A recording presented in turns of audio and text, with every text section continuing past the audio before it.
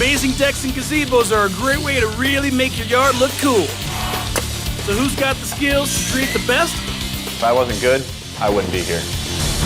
We'll find out as three top deck builders go head-to-head. I have twice the experience I have. The challenge? Build a jaw-dropping gazebo, each one with a specific theme, in just 6 hours. Gotta hustle, hustle, hustle. Expectations are high. Oh man, I'm getting stressed. And the judging is tough.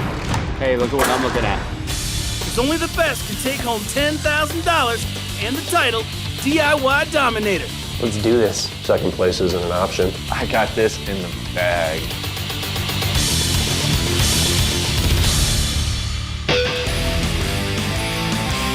Hey, I'm Chris Grundy. In the next half hour, you're gonna see three incredibly talented deck builders give it their all. Because when the clock runs out, the one with the coolest looking gazebo wins $10,000. Let's meet our competitors now. I'm Robin Lopez from Orlando, Florida. I used to be a rocket scientist, now I'm a carpenter. I was an aerospace engineer working on top secret projects, and all I did was stare at a computer screen all day long. I realized how much I missed the outdoors. In 2004, 3 hurricanes came through Central Florida. That was the opportunity that I needed to take the jump because there was a surplus of work that needed to be done. Our niche is the outdoor realm, so we do a lot of decks and quite a few gazebos as well. If I win the $10,000 today, the money will go towards the kids' education, not for a rainy day for mom and dad, for the kids.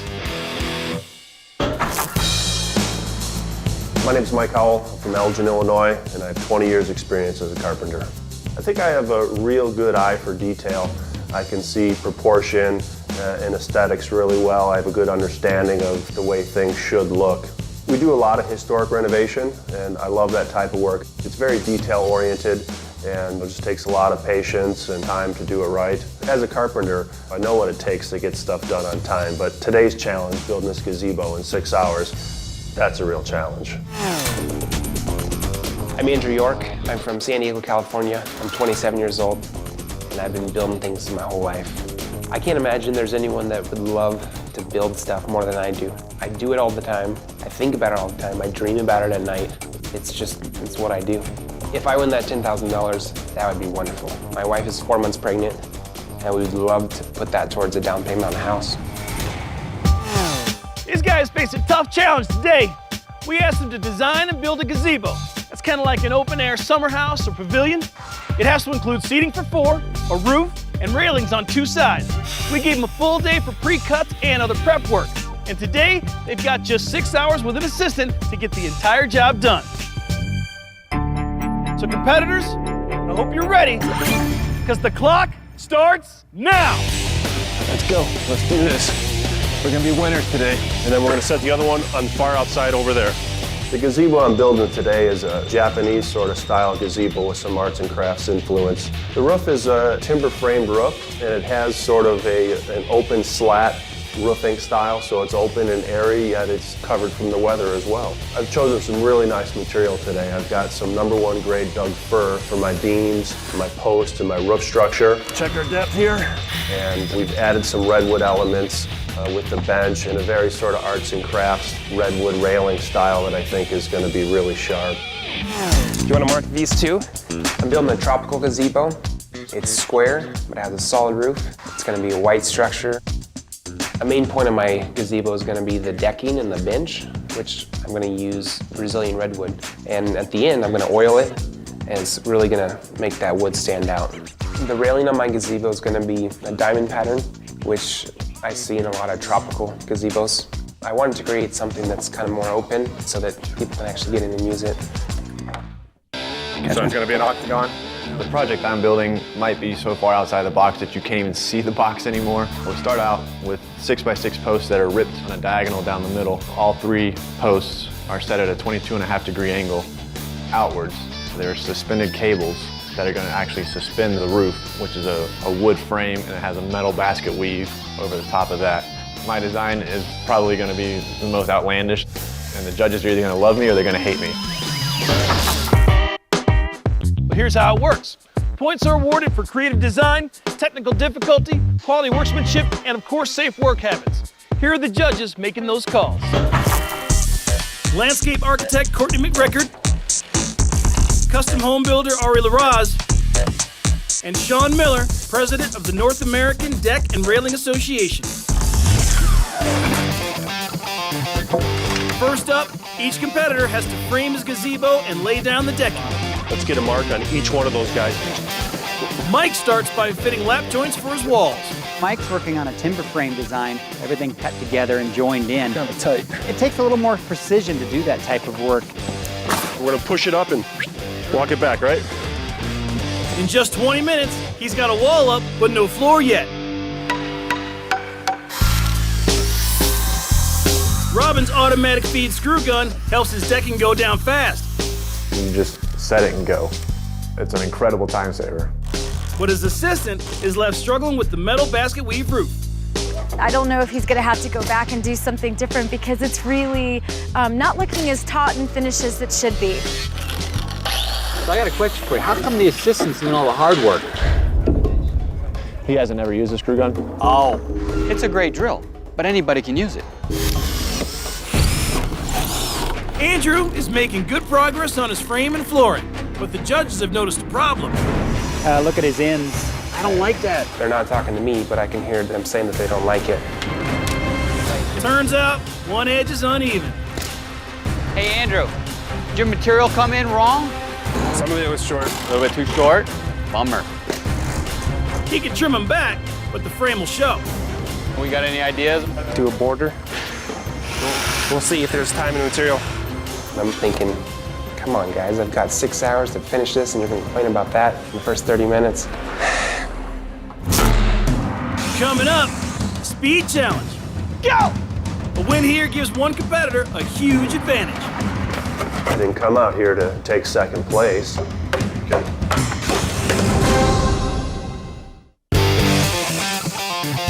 An hour in, the gazebos begin to take shape. All right, those are gonna go right here. They're gonna hang between here. To make the post for his roof, Robin's trying to cut a 6x6 beam on the diagonal. I started with a Sawzall, and it is forever painfully long to do that.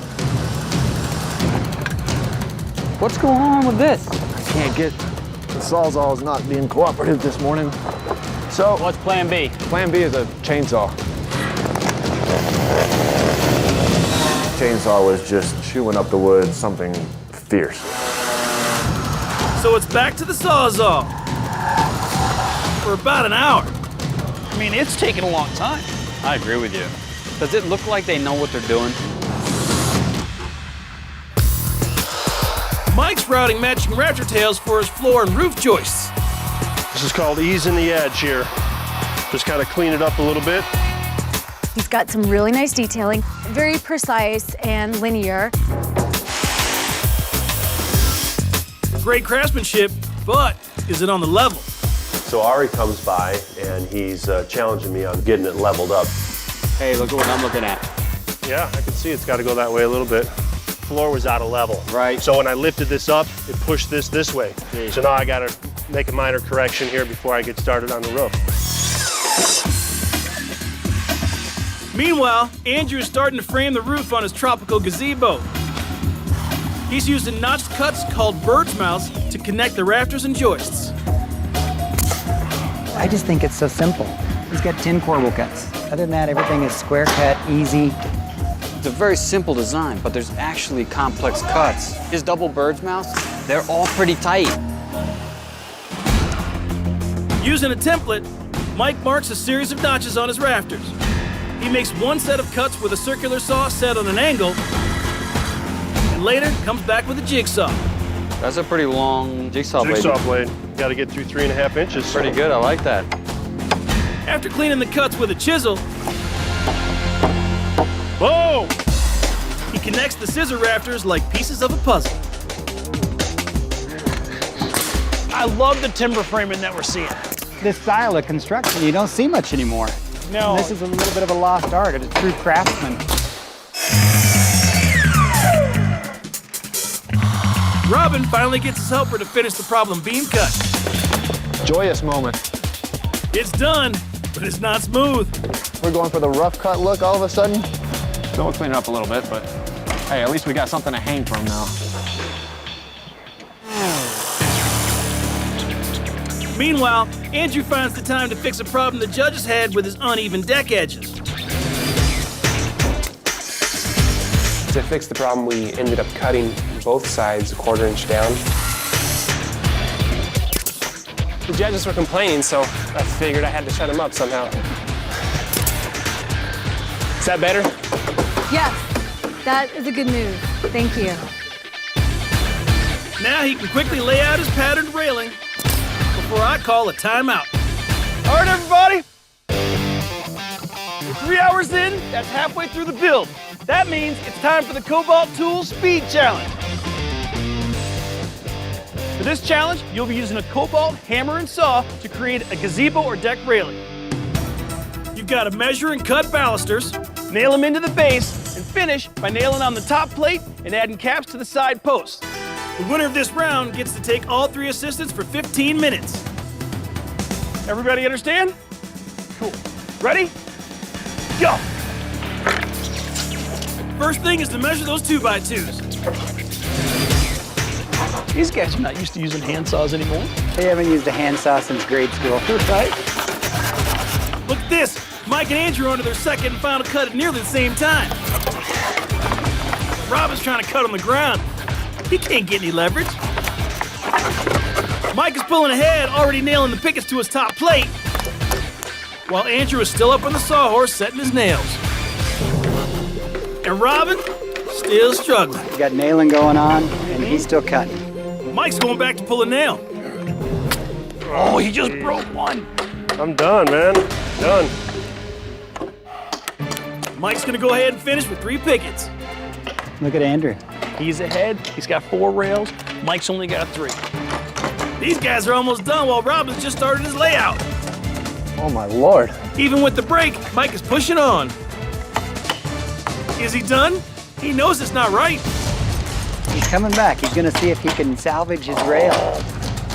Well, while Mike is fixing, Andrew is taking the lead. And Robin's still on the ground nailing. Ah, there goes the cap on Andrews. He's done. Andrew, you're the winner. You get all the assistants for the next 15 minutes. All right, everybody, that's it. Let's get back to work.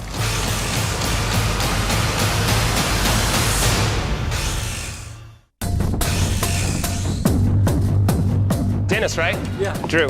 Hey, Drew. By winning the Cobalt Challenge, Andrew has all 3 assistants for 15 minutes. So there's still a lot to do.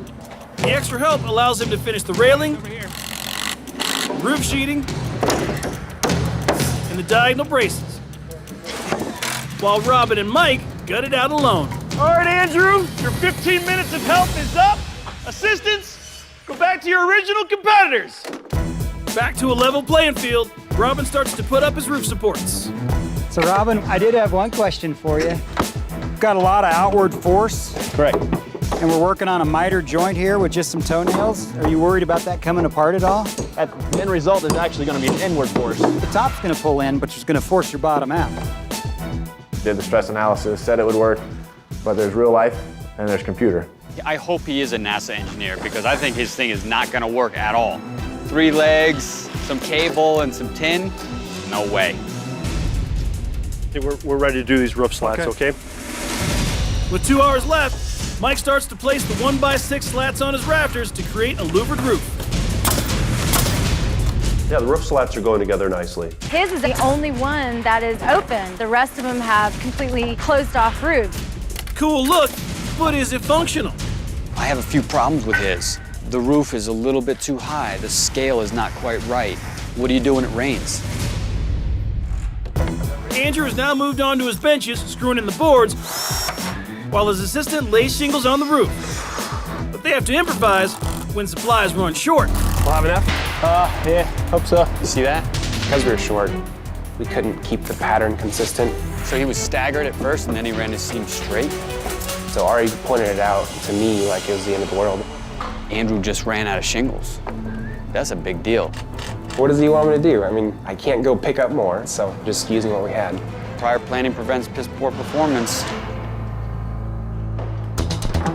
With his posts up, Robin's ready to hang his roof. I know a lot of the judges were mumbling in the background. This is not gonna work. To make sure it's safe, Robin gets 5 helpers for 5 minutes as he struggles to secure it.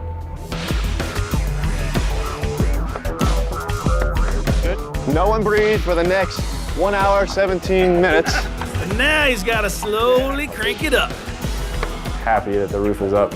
Big sigh of relief. A success? That depends. Strong wind, you know, I wouldn't be under there. We got an hour left. I got a lot to do. As the balusters go up on the railing, Mike notices a problem.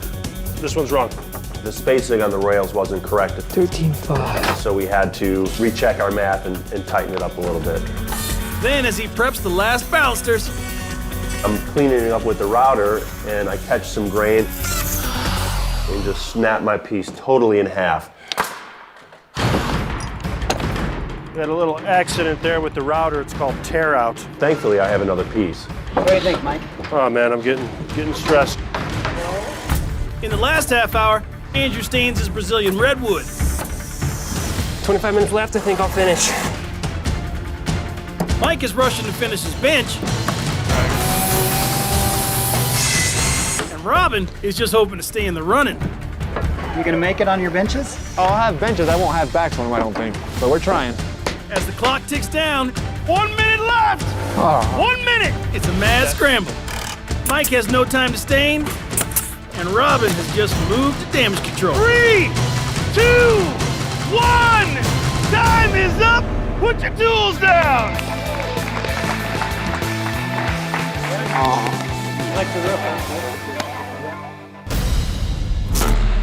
Up next, time for the judges to make their call. Is it too simple? I'm feeling very anxious. Wow, I have a chance to win this. The winner of $10,000. Which one would I want in my backyard? After 6 hours, our competitors have built 3 very different gazebos. There's Mike's Japanese and prairie style design, Andrew's tropical style with Brazilian redwood, and Robin's modern gazebo that he has struggled with all day. Time to hear from the judges. First up, Mike. When I look at all the attention to detail, from the bench legs being curved, all the timber frame construction, I just really think this one shines. Mike had an amazing design. He had so much complexity. I would have liked to have seen more finish in his staining, and the seating just really bothered me. I feel like the linear seating isn't quite as intimate and natural. I loved your detail so much around the perimeter. If it would have been on one more side, I would have been psyched. Next up, Andrew. He just has such a great completed package. I think he really laid it out well. There's not a lot of detail here. I wish you'd have pushed it just a little bit further. It seems, to me, it was almost too simple. I look at it and I say, which one would I want in my backyard? I made it super functional, still with enough flair for me to like. Thanks, guys. And finally, Robin. You know, there's something to be said to kind of break out of the box and try something different. And then there's a whole nother side of things to do something out of the box that doesn't work. You know, you really tried to hit it out of the park with a crazy idea. I think you were struggling pretty hard. And I think at the end of the day, this structure would fall apart. You worked on hurricane relief. This thing, how long do you think this thing will last in the wind? Not long.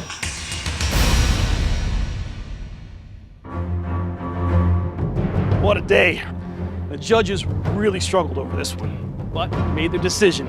So here it is. The winner of $10,000 and the title of DIY Dominator goes to Andrew York! Nice job, kid! Nice job! Woohoo! I can hardly believe it. It's just now hitting me. I won $10,000, and it couldn't have come at a better time. My wife is 4 months pregnant with a boy. We're hoping to put it towards a down payment on a house. Totally disappointed, you know, fell short a little bit. I feel so bad for Mike. He did such a great job. I think what killed him was functionality. Unfortunately, I took on a little bit too much. Building a gazebo is not rocket science.